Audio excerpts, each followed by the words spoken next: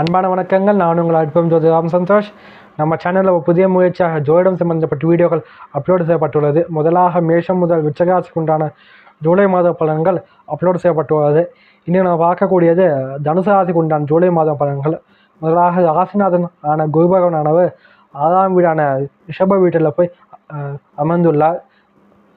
ரிஷபத்திலிருந்து உங்களுடைய 2ஆம் வீடாகட்டும் 10ஆம் வீடாகட்டும் 12ஆம் வீட்டை பார்க்கக்கூடிய நல்ல அமைப்பாக உள்ளது. குடும்பத்தில் நல்ல ஒரு நிம்மதியான ஒரு சூழ்நிலை, நல்ல ஒரு சந்தோஷகரமான ஒரு அமைப்பு, அதே போல் வேலையில் ஆகட்டும் தொழில் ஆகட்டும் நல்ல ஒரு நிம்மதியான ஒரு சமயம், நல்ல லாபத்தை தரக்கூடிய நல்ல ஒரு சமயமாக உள்ளது. நல்ல தூக்கமின்மை பிரச்சனைகளாக இருக்கிறவங்களுக்கு இனிமேல் நல்ல தூக்கத்தை அனுபவிக்கக்கூடிய நல்ல ஒரு சமயமாக இந்த ஜூலை மாதம் அமைந்துள்ளது.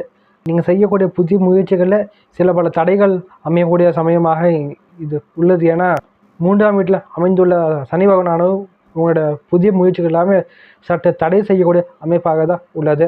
4ஆம் வீட்டில் ராகு பகவான் அமைந்துள்ளதால் தாயினுடைய ஆரோக்கியத்தில் மிகுந்த கவனம், மிகுந்த ஒரு எச்சரிக்கை தர வேண்டிய சமயமாக இப்போது அமைந்துள்ளது. தாய்க்கு உண்டான ஹெல்த் செக்கப் எல்லாமே நல்லபடியாக பார்த்துக்கிறது மிகுந்த உத்தமமானது. அதே புதிய கடன்கள் அமையக்கூடிய காலகட்டமாக உள்ளது. நல்ல கடன்கள் தனுசு ராசிக்காக தேடி வரக்கூடியது.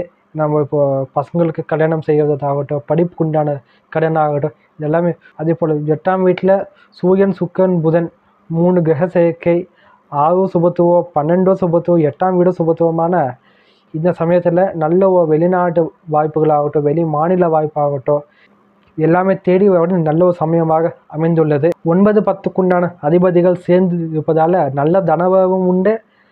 வரக்கூடிய தனத்தை நல்ல தானதம் செய்யக்கூடிய அமைப்பாக இந்த மாதத்தின் பிற்பகுதியானது அமைந்துள்ளது.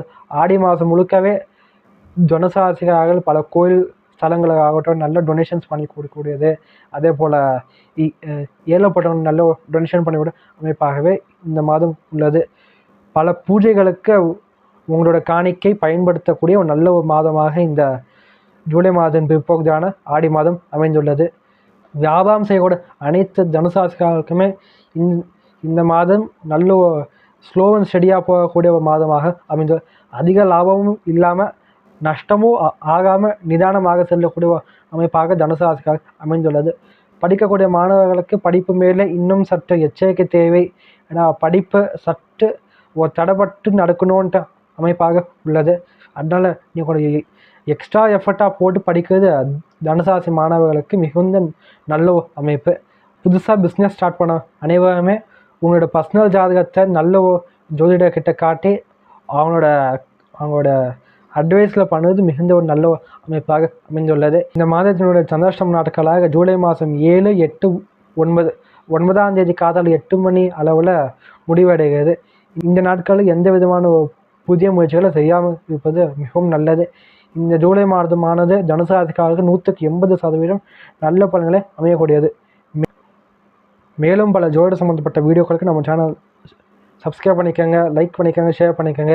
அதே போல் உங்களுடைய தனிப்பட்ட கருத்துக்களாகட்டும் கேள்விகளாகட்டும் கமெண்ட் பாக்ஸில் பதிவு செய்யுங்க. எனக்கு பல பேர் பர்சனலாக வாட்ஸ்அப்பில் ஆகட்டும் ஃபேஸ்புக்கில் மெசேஜ் போடுங்க. அதுக்கு பதிலாக நீங்கள் அனைவருமே கமெண்ட் பாக்ஸில் நீங்கள் கமெண்ட் பண்ணிங்கன்னா நீங்கள் போடக்கூடிய மெசேஜை 4 பேர் படிப்பாங்க. அது மட்டும் இல்லாமல் அது எனக்கு மோட்டிவேஷனாக அமையக்கூடியது. நன்றி, வணக்கம்.